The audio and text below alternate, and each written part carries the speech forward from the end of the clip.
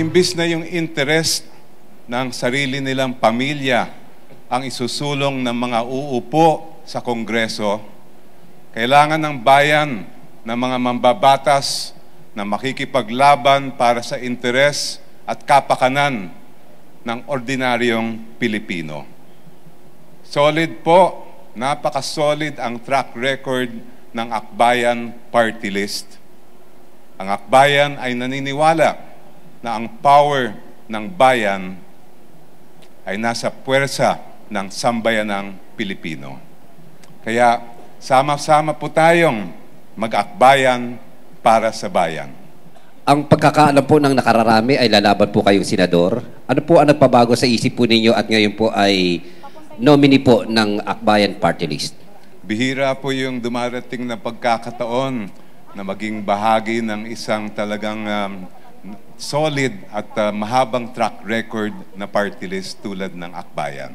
At itong pagkakataon ay talagang matagal po namin na pag-isipan at nakita ko na pareho lang naman ang paglilingkod kung ikaw ay nasa House of Representatives o sa Senado.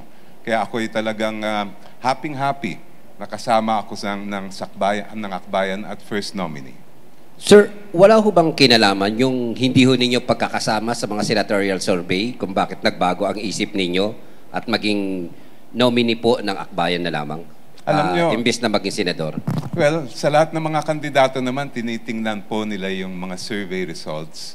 At maliban sa ang aking paniniwala at prinsipyo ay kapareho sa Akbayan, kaya principled decision po yon, ay tinitingnan din natin yung iba't ibang mga factor. Kasama na rin doon siyempre ang mga survey. Attorney Chel, pa-explain muna, ano yung reason ba't kayo umalis sa KNP in favor of Akbayan?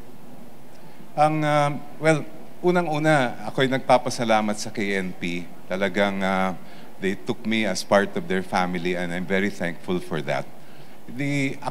As far as Akbayan is concerned, matagal ko na silang nakikita at nakakasama. Actually, noon pa, kahit nung ako'y human rights lawyer pa lang, nakakasama ko at nakakatrabaho ko ang mga Akbayan members at officers.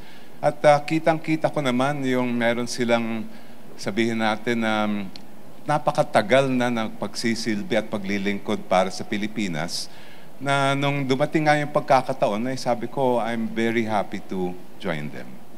Sir, ang lower house, kilala natin sa, well, although ang Senate may mga compromise din naman yan, ano?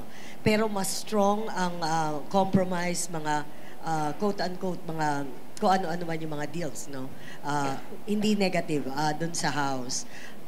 Kayo ba, handa kayong yakapin yung ganong klase na politika at paglilingkod, considering na yung sabi nyo nga, prinsipyado yung orientation ninyo at mas maraming discussion sa House, yung kailangan talaga usapan, compromise, etc. Papasa ko kay Kong Percy yung mic. Maraming salamat po, Attorney Chel.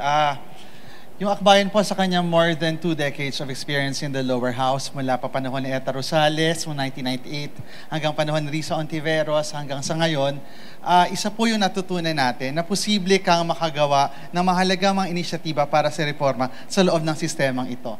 Nariyan po yung Comprehensive Agrarian Reform Program Extension with Reforms na ipanalo natin sa isang House of Representatives na puno ng mga landlords. Na ipanalo po natin ang Reproductive Health Bill at marami pang iba.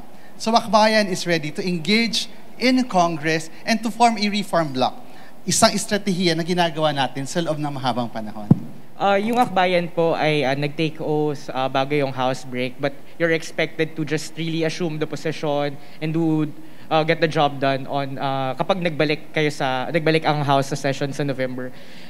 Iniintay ngayon sa House yung kung kailan ba magkakaroon ng impeachment complaint against Vice President Sara Duterte. Sa inyo po bang parte sa Akbayan, would you be willing to be the ones to file that impeachment complaint against the Vice President?